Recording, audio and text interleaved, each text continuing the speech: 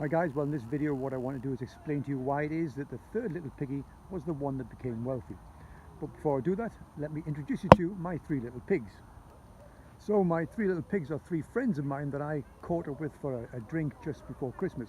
We hadn't seen each other for a while because of COVID, and so it was nice to catch up. And they were a father and two sons. All three were plumbers. The father was retired, by the way, in his 70s, but we're still doing a bit of work for one of the sons, just to give him something to do. Really, didn't need the money. Anyway, he was telling me he just bought a brand new car. He was telling me all about this beautiful new Mercedes he just bought for cash because he didn't agree with debt in any way, shape or form. In his opinion, if you couldn't afford to pay for it cash, then you couldn't afford it at all. So he looked at a great car. He was telling me all about it. And then to turn to the eldest son. The eldest son had just bought a church. He paid on a mortgage about $250,000 for the church. It was really derelict. Half the side was missing. The farmer was using it to keep his tractors in. He had owned 5 houses of his own. He had to sell 3 of them in order to fund the £200,000 refurbing them.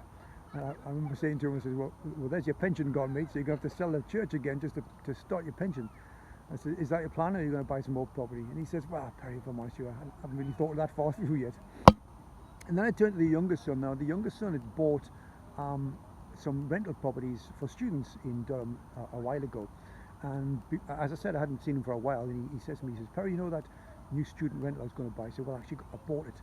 And here's the figures. And he got his phone out and he showed me a spreadsheet. And he had all his numbers down. He knew his return on investment. He knew his return cash on cash. He knew what the price of the property was, obviously what the price of the property was, but what was going to value at, whatever that is, worth in 5-10 years time. He then had a plan to buy 2 or 3 more because he wanted to get to this figure and knew how much money he'd need to do that, and he had a time scale for it, and he was obsessing about it and really excited about it. So there's my 3 little pigs. Now let's look at them in more detail, one at a time. So let's start with the dad. Well, the dad was a product of his age. Back in his day, if you were in debt and you had the property man knock on your door with his book open, taking whatever it was, £1.50 a week off you, that was a mark of shame. And so he grew up with the belief that debt was bad, any form of debt. And as I said earlier, if you couldn't afford to pay cash, then you just couldn't afford to buy it at all, and you didn't buy it. I'm not sure of his personal state right now, financially that is, but I would argue he's probably not a millionaire because he didn't use debt. And it's important to use debt as leverage if you want to be a millionaire over any short period of time.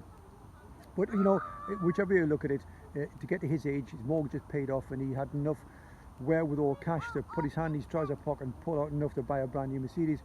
I think you couldn't argue the fact that he wasn't successful. Let's look at the eldest son, the guy with the church. Now, I think he'll be wealthy whatever time in life he gets to become that wealthy. And that's because although he doesn't have a plan, he's acting like someone who wants to be wealthy. He's become wealthy almost by default. And what he does, he's a bit like me. He works 7 days a week. He's got a couple of crews on the road in vans working for him as well. And so he'll generate a lot of extra income, more than he needs to live. And rather sit in the bank, he then just buys another property, because when you work on the tools, that's what you do. You know electricians, you know builders, you know plumbers. And they'll perhaps owe you favours, so it's a natural progression to get into property. So that's what he'd done, and he was on the road to become wealthy anyway before buying the church. So I think over time he will become wealthy. So if you want, they're my first little piggy and second little piggy. And the thing we forget about the first and second little piggies in the nursery rhyme is that they weren't stupid. They built some decent houses for themselves, which had it not been for the fact that the big bad wolf came around, they probably would have lived there happily ever after. But the third little piggy, he's the special one, because that's my friend with the student-lets, because he's got a goal, he's got a plan. And if I was to bet a house on which one of them would definitely become wealthy over time, it would be the third little piggy. And that's because he had his numbers down, he was enthusiastic, he was obsessing about the plan. And it wasn't until the big bad wolf came calling that everybody thought the third little piggy was the clever one. But I recognise of my little pigs, the third one is definitely the one that's going to be wealthy, because he is preparing for the shocks of life that might throw you away, the winds and the tide blow you off course. He had a plan, he was going to stick to the plan, and he would hit that goal. I'm positive of that.